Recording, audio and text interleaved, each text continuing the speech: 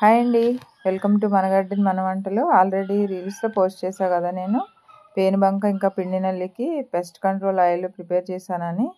So అది ఎట్లా తయారు చేసుకోవాలో మీకు అందరికీ షేర్ చేస్తా. మార్నింగ్ నేను స్ప్రే చేసే ముందు తీసిన పిక్స్ అనమాట. ఇంత చాలా ఎక్కువగా ఉంది. మెయిన్ ఏంటంటే చిక్కుడుకి టొమాటో ఈ రెండింటికి మాత్రం మనం పిండి నల్లి పేనుబంక రెగ్యులర్గా 3 డేస్కి ఒకసారి స్ప్రే చేసుకుంటేనే క్లియర్ చేసుకోగలుగుతాము. సో ఇవైతే ఇలా ఉంటాయన్నమాట. ఇది పిండి నల్లి వైట్ కలర్లో ఉన్నది. అంటే ఎవరైనా కొత్త వాళ్ళకి తెలియని వాళ్ళ కోసం పేర్లు చెప్తున్నాను. ఇప్పుడైతే ఆయిల్ ప్రిపేర్ చేసుకుందాం. నేను ఒక 100 గ్రాముల కొబ్బరి నూనె తీసుకున్నాను. అలానే ఒక కట్ట, అంటే మనం ఆకుకూరలో కట్ట ఉంటుందిగా అంత సైజు వేపాకు తీసుకొచ్చా. సో ఈ వేపాకు అయితే ఫస్ట్ కొంచెం మిక్సీలో ఇట్లా కచ్చా పచ్చాగా వేసేసుకొని ఈ ఆయిల్ పొయ్యి మీద పెట్టుకొని దీంట్లో ఒక 10 నిమిషాలు మాత్రం సిమ్లో పెట్టి కొంచెం ఉడకనివ్వాలి. ఎందుకంటే ఈ వేపాకులో ఉన్న మొత్తం ఆ చేదు మొత్తం దీంట్లోకి దిగుతుంది అనమాట, ఆయిల్లోకి. ఇది ఒక 10 నిమిషాలు అయ్యాక స్టవ్ ఆఫ్ చేసుకోవాలి. ఎలా తెలుస్తుందంటే మొత్తం ఆయిల్ అంతా గ్రీన్ కలర్లో అయిపోతుంది. మనం కొబ్బరి నూనె వేసాం కదా వైట్ కలర్లో, సో గ్రీన్ కలర్లో అయిపోతుంది. ఇప్పుడైతే స్టవ్ ఆఫ్ చేసేసుకొని ఏదైనా ఒక మెత్తటి క్లాత్ తీసుకోండి, లేదంటే జ్యూస్లు వడపోస్తాం అదైనా పర్వాలేదు. నేనైతే ఇప్పుడు మెత్తటి క్లాత్ ఒకటి తీసుకొని ఒక గిన్నెలోకి వడపోసుకుంటున్నాను. ఇది మొత్తం గట్టిగా పిండేస్తే ఆయిల్ అంతా దాంట్లోకి వచ్చేస్తుంది, మంచి గ్రీన్ కలర్లో వస్తుంది అనమాట. నాకైతే ఇది చాలా బాగా యూజ్ అయింది. సో కంపల్సరీ మీరు కూడా ట్రై చేసి చూడండి. అలానే గొంగళి పురుగులు ఉంటాయి కదా ఎక్కువ, మన మునగ చెట్టుకి వాటికి అయితే చాలా బాగా పనిచేస్తుంది. దానికి కూడా ఎవరికైనా అవసరమైతే యూజ్ చేయండి. ఇప్పుడైతే నేను మనం ఆల్రెడీ ఉడకబెట్టిన గిన్నె ఉంది కదా, దాంట్లోకి ఒక చిన్న టీ గ్లాసు పుల్లటి మజ్జిగ, చాలా పుల్లగా ఉంది మజ్జిగ, అలానే పుల్లటి మజ్జిగ, నెక్స్ట్ కొంచెం మన విమ్ లిక్విడ్ వేసుకున్నా. సో ఇవన్నీ ఒక గిన్నెలోకి వడపోసేసుకున్నాను. తర్వాత దీనిలోకి ఒక చిన్న మూత వెనిగర్, మన నార్మల్ వెనిగర్ ఉంటుంది కదా, ఆ వెనిగర్ ఒక మూత తీసుకున్నాను. నెక్స్ట్ మనం వంట సోడా ఉంటుంది కదా, మనం బోండా వాటికి యూజ్ చేస్తాం కదా ఆ వంట సోడా, సో అది కూడా వేసేసి బాగా కలుపుకొని ఇప్పుడైతే నేను ఇంకొక స్పూన్ వేసుకున్నాను. ఎందుకంటే ఆల్రెడీ మనం ఆ గిన్నెలో ఉంది కదా ఆయిల్, అందుకనే వేయలేదు. మీరైతే ఒక 2 స్పూన్స్ వేసుకోండి సరిపోతుంది. ఇప్పుడైతే ఒక 10 లీటర్ బకెట్లో ఇది మొత్తం కలిపేసుకుంటున్నా. బాగా కలపాలి, మొత్తం వాటర్ మొత్తం మిక్స్ అయ్యేలాగా. విమ్ లిక్విడ్ వేసాం కదా, సో ఇంకా ఆయిల్ ఈజీగా కరిగిపోతుంది అనమాట.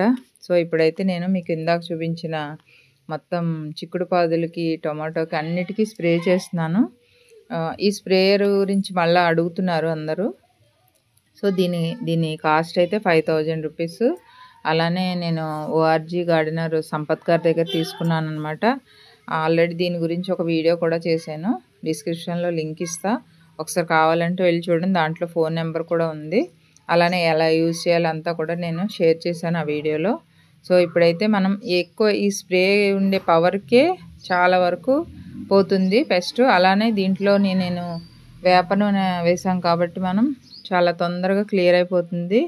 నేను ఎర్లీ మార్నింగ్ 6:30, 7కి ఈ స్ప్రే చేశాను. అలానే ఈవినింగ్ నేను పిక్స్ తీసాను, అవి చూపిస్తా మీకు. ఇంకా ఈ పిండి నల్లికి చెర్రీ టొమాటోకి అసలు మీరు చూస్తూనే ఉన్నారు, నేను ఎవ్రీ వీక్ ఒకసారి స్ప్రే చేసినా కానీ పోవట్లేదు. సో ఇప్పుడైతే నేను రెడీ చేసిన ఆయిల్ మాత్రం 3 డేస్కి ఒకసారి రెగ్యులర్గా స్ప్రే చేస్తాను. అది ఒక 4-5 టైమ్స్కి వస్తుంది అనమాట ఆయిల్. మనం ఇవన్నీ వేయకపోయినా పర్వాలేదు, జస్ట్ మనం రెడీ చేసుకున్న ఈ కోకోనట్ వేప కలిపి చేసిన ఆయిల్ ఉంది కదా, ఆయిల్ అలానే జస్ట్ ఒక 2 డ్రాప్స్ విమ్ లిక్విడ్ వేసేసి స్ప్రే చేసేయండి 3 డేస్కి ఒకసారి. ఈ పేనుబంక అయితే చాలా ఫాస్ట్గా క్లియర్ అయిపోతుంది. నేను యూజ్ చేశాను కాబట్టి మీకు షేర్ చేస్తున్నాను. ఇప్పుడైతే నేను చక్కగా మొత్తం చిక్కుడు పాదులకి టమాటోకి అలానే దొండ కూడా ఆకుల మీద ఒక తెల్లటి మచ్చలు వచ్చాయి.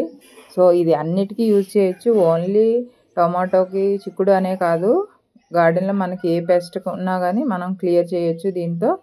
సో ఇప్పుడైతే మీకు పిక్స్ షేర్ చేస్తున్నాను చూడండి.